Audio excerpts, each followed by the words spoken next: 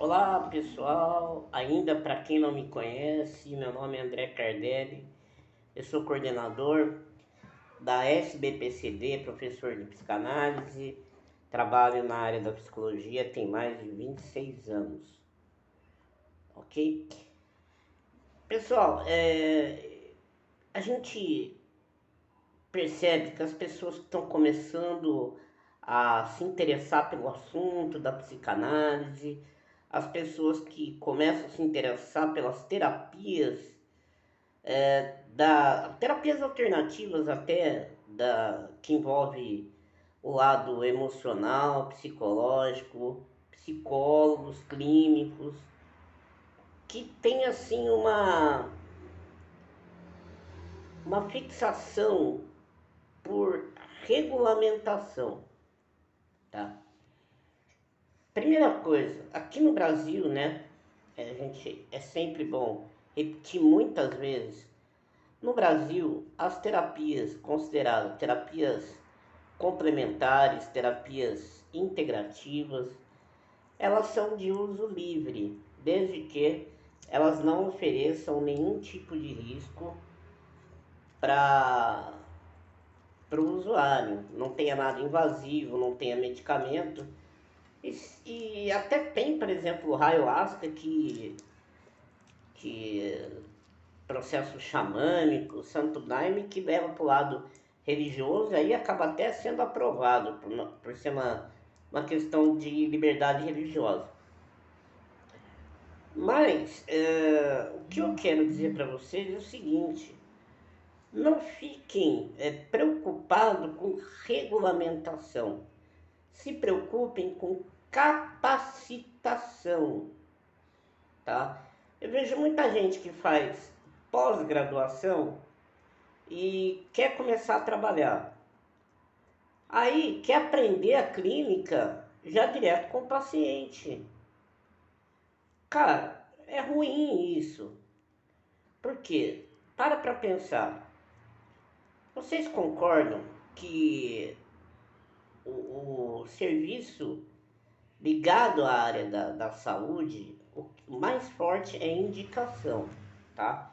Então vamos supor que eu tenha o meu círculo social, né? Aí, se eu estou começando a trabalhar, vai chegar para mim pessoas que me conhecem, que indicaram o meu trabalho.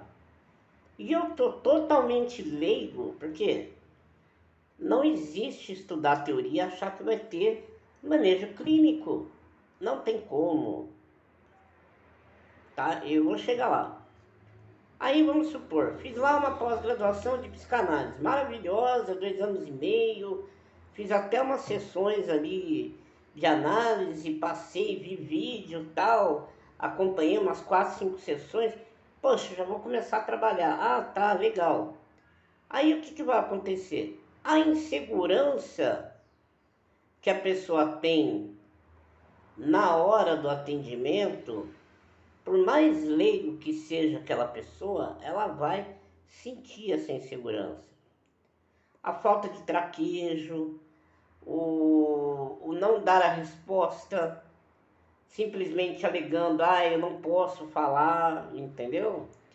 Sem dar uma argumentação, sem apresentar uma explicação fisiológica. Às vezes a pessoa quer entender o que é aquilo que ela está sentindo. Por que ocorre aquilo no corpo dela? Por que com ela está acontecendo aquilo? É aquela frase, né? Por que logo eu, pô? Por que comigo, pô? E aí o profissional ali, o recém-formado, ele não tem prática nenhuma. Ele fica perdido. Então, galera, eu vou até falar para vocês aqui, diversos alunos de psicanálise que se formaram em psicologia, tá? Fizeram uma boa faculdade aqui na minha cidade, tem a PUC Campinas, é maravilhosa em psicologia. Tem a Anhanguera, que é bem mais simples, tem a Unip, que é o meio termo, entendeu? São instituições que a pessoa vai lá, faz tal. Aí beleza, ele se forma, não, na grande maioria das vezes eu não ouço falar de, de estágio, né? Não sei se agora tá tendo, mas Até ontem eu não via falar muito de estágio de clínica. Tem alguns estados que tem algumas faculdades que tem clínica, mas é raro. Mas mesmo assim, aí a pessoa vai lá, vou fazer pós-graduação, aí estuda tudo sobre um autor, vamos supor, vou fazer pós-graduação em terapia comportamental cognitivo. Pô, legal, o professor explica, tudo bonitinho, tal, beleza. Aí a pessoa vai lá e faz isso, faz aquilo. Bom, aí chega na hora do atendimento. Galera, não dá. Desculpa, não vai. Aí a pessoa não tem experiência, ela acaba não conseguindo dar um pontapé inicial. Aí o que, que ela faz? No desespero de querer clinicar, ela arruma, estou falando psicólogo clínico, ela arruma emprego numa clínica dessas populares que atende plano de saúde. Plano de saúde faz tempo que eu não vejo tabela, mas paga muito, mas muito mal para o psicólogo. É coisa de 30, 40, 50, 60. Acho que o que melhor paga é R$ 60. Aí você pensa assim, pô, é meia hora só, então. Só que a clínica ela vai te pagar um salário, ela não vai pagar para você pelo atendimento.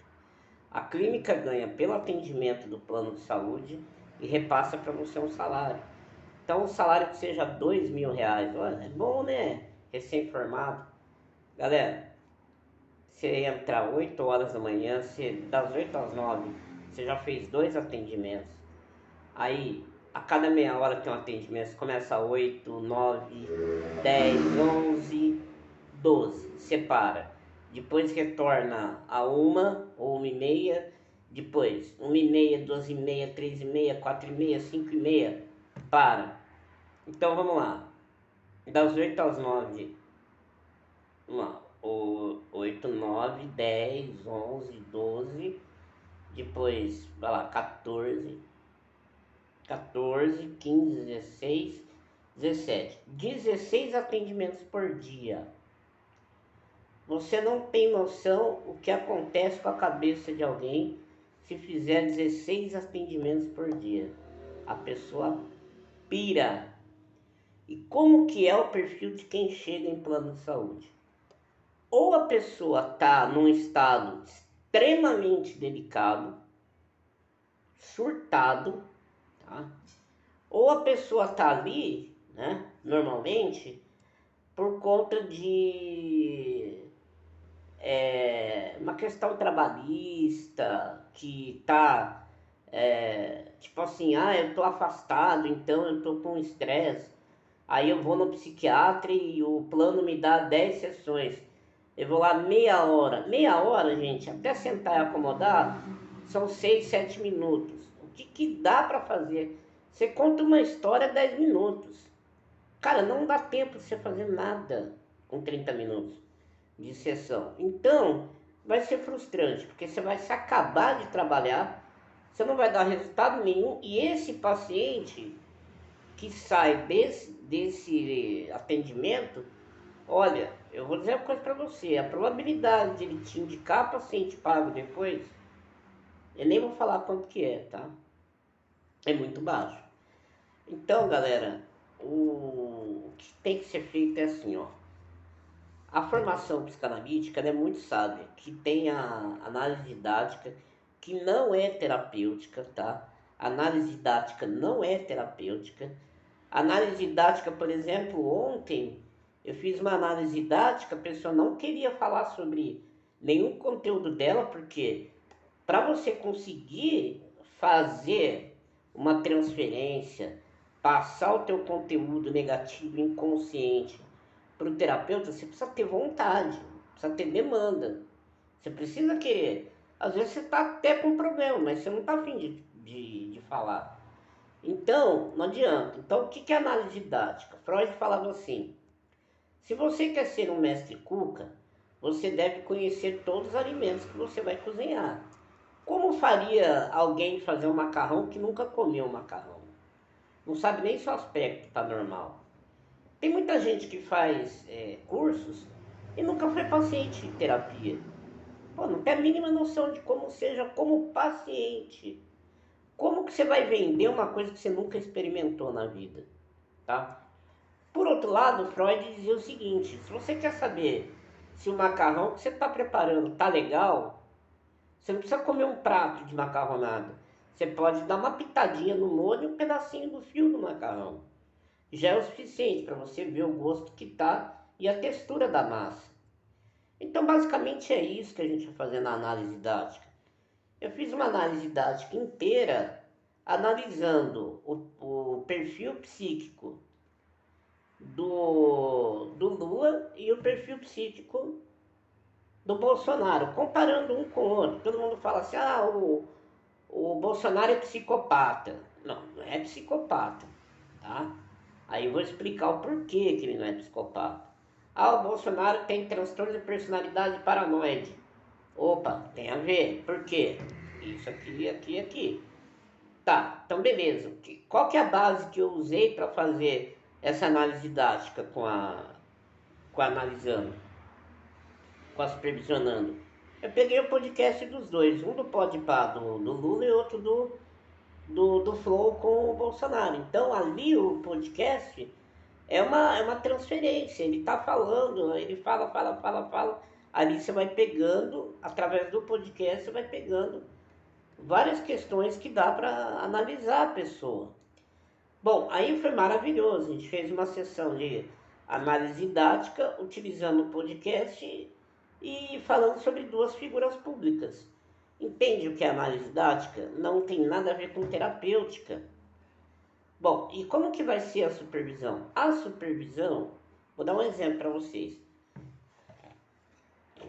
Vamos supor que você vai ter na sua frente, nunca pegou na vida um paciente que pode até estar no surto esquizofrênico, psicótico, você não sabe, tá?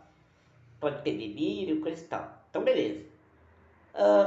Primeiro contato que você vai ter com o paciente, o que é? Entrevista.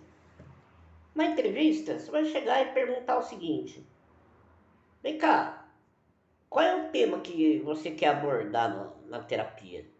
Aí o paciente fala livremente. Aí se ele quiser entrar em detalhes, a gente já... Não, peraí, por enquanto é só uma entrevista. Aí você vai explicar para ele que você anotou todos os itens do que ele passou, todos os tópicos, que você vai preparar na anamnese para a primeira sessão. Aí você chega para o seu supervisor e fala assim: olha, a pessoa está com problema de ansiedade, ela começou com luto, perdeu pessoas na Covid, na pandemia, e depois foi mandada embora. E o marido separou. Pô, você tem 3 catástrofes e um quadro clínico neurobiológico ou fisiológico da pessoa. Pronto, já tem um quadro geral. Então nós vamos preparar uma anamnese para essa realidade. Aí prepara a anamnese junto com você, você vai lá e aplica a anamnese. Pegou os dados da anamnese, a gente já sabe qual é o escopo que vai trabalhar. Aí primeira sessão, segunda sessão, vai lá, aplica, pega o resultado, leva para o supervisor. Gente, eu vou dar um exemplo aqui muito legal. Exercício Mindfulness, tá? O que é o exercício Mindfulness? Fecha os olhos, presta atenção na sua respiração, perceba a temperatura do ar, sinta o seu corpo tocando na cadeira. Percebe que cada vez que você solta o ar, o seu corpo relaxa. A pessoa começa a entrar num alto relaxamento, um processo de estar aqui agora, de percepção. Isso é que nem canja de galinha. Se não fizer mal, se não fizer bem, não faz mal. Só que, por exemplo, essa avaliação a gente costuma fazer pelo seguinte: se a pessoa não conseguir ficar de olho fechado, se ela não conseguir um mínimo de concentração, ela está muito em alerta. Já dá um opa.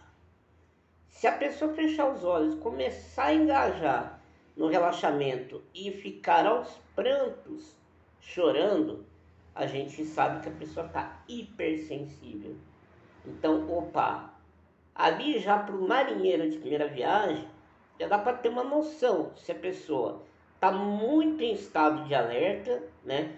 Em surto psicótico por estado de vigília extremo, ou se ela está extremamente emotiva, muito sensível a qualquer coisa. Então já dá para ter uma ideia. Entendeu, galera? Então a ideia geral não é ficar preocupado com legalização. Ah, eu posso atender. Atender qualquer um pode. Atender, você pode abrir uma live com uma pessoa, falar que você vai dar uma consultoria para ela e a consultoria de X. Não tem, não vai ter alguém, um órgão fiscalizador que vai ficar ali, ou mesmo um psicólogo. Ah, eu sou psicólogo. Mete uma carteirinha, uma carteirada no CRP. Não vai resolver, gente, porque você precisa ter experiência e atendimento. Então, por isso que faz análise didática e faz supervisão. Na nossa sociedade, são 350 horas de supervisão. Gente, se você atender um paciente por dia, é um ano fazendo supervisão, entendeu?